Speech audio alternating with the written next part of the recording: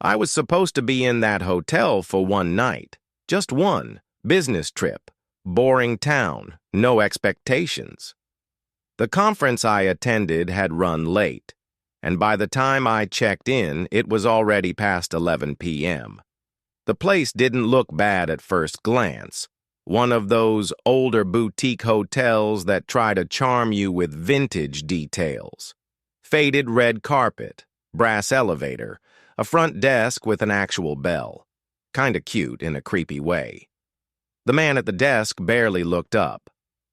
Room 313, top floor.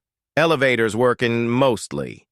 He handed me the key. Yes, an actual key, not a card. And something about the way his hand trembled made me pause. But I was too tired to care. The elevator groaned the entire way up. When the doors opened on the third floor, the lights flickered above me. A long hallway stretched forward, not a single sound. No TVs, no voices, not even footsteps. I found my room, 313, and the door creaked open like it had been closed for years. Inside, a bed, a small TV, an armchair by the window, a nightstand with an old analog clock blinking 12:12. Everything smelled slightly sweet, like air freshener masking something worse. I dropped my bag and turned on the light. That's when I noticed the note, folded, sitting neatly on the pillow. It wasn't hotel stationery, just lined paper, ripped at the edge, handwritten. Don't open the door if they knock after midnight. No matter what you hear, no matter what they say, you'll want to, but you can't. At first I thought it was a joke, maybe a leftover from some Halloween event. But then I checked the nightstand drawer. There were 4 identical notes inside, each one written in a different hand, each one ending with the same sentence. You'll want to, but you can't. That should have been the moment I left, but it wasn't. I laughed, threw the notes back in the drawer, and decided to take a hot shower. The bathroom mirror was scratched, the tiles chipped, but at least the water was warm. I stayed in the steam longer than I should have. When I came out, the TV was on, static, no channel, just noise. The remote was where I left it, and the clock was blinking again, now with a time, 12:04 a.m. Then came the knock, 3 soft, deliberate taps. I froze, another knock, then a voice, feminine, calm, unfamiliar. Hi, sorry. Wrong room, I think. Can you open the door? I didn't move.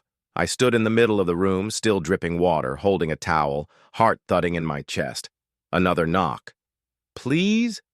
I don't know where I am. I think someone is following me. I stepped closer.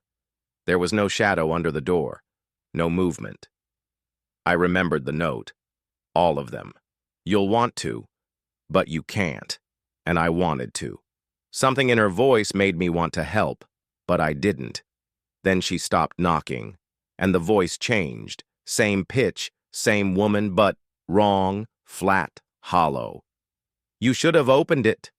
A long pause, then 3 more knocks, this time from the bathroom. I turned, slowly. Steam still clung to the mirror, but I hadn't noticed it earlier. A sentence had been wiped into the foggy glass. You're already checked in. And below that, something new was being written, as if by an invisible finger. You won't check out. I didn't sleep that night. I sat in the armchair by the window, watching the parking lot below. Every so often I thought I saw someone standing by the lamppost, but whenever I blinked, they were gone. Around 3:20 a.m., the hallway outside lit up for a second. Then I heard footsteps, but no doors opened, no voices, just the sound of someone walking slowly, back and forth, in front of my room. I didn't dare move. Sometime before dawn, I must have dozed off, because I woke to silence, a dead kind of silence, the kind that doesn't belong in a hotel. The analog clock was stuck at 3:33. The red light from the hallway had vanished. I reached for my phone. No signal, not low, not searching, just nothing. I stood up, cracked open the door. The hallway was pitch black. No overhead lights, no exit signs, no sound. I shut the door again. The TV turned itself on. Static. Then, a flicker, an image. Just for a moment. It was my room, filmed from above, and I was in it, sitting in the chair, but I wasn't moving. I looked at the chair, empty. I looked at the screen. I was still there. I turned off the TV. It didn't turn off. I unplugged it. Still didn't turn off. So I pulled the plug from the wall. Sparks jumped, and it finally went black. Then came the phone ring. The room's old rotary phone, the one I hadn't even noticed before. It rang only once. I picked it up. Silence. Then a voice. Deep, male, and far too close. Room 313, confirmed present. One remains. Click. I didn't pack. Didn't shower. I grabbed my bag and opened the door. The hallway was still dark. But this time, something had changed. There were more doors. Way more than before. Like the hallway had grown longer. Twisting. Turning. Room numbers didn't make sense anymore. 312, 328, 399, 404302, and every door had a tag hanging, "Do not disturb." Some had scratches on them. One was melting near the bottom. At the far end of the hall, I saw something move. A person? I called out, "Hey!" They stopped, but didn't turn, and slowly backed into the wall, disappearing into it, like it had swallowed them whole. I ran, tried the stairs. They spiraled endlessly downward. Backtracked to the elevator. Its doors were open this time. Inside, mirrors on all sides. I stepped in. The panel only had one button. Lobby. I pressed it. The doors shut, and then the mirrors changed. They no longer showed my reflection.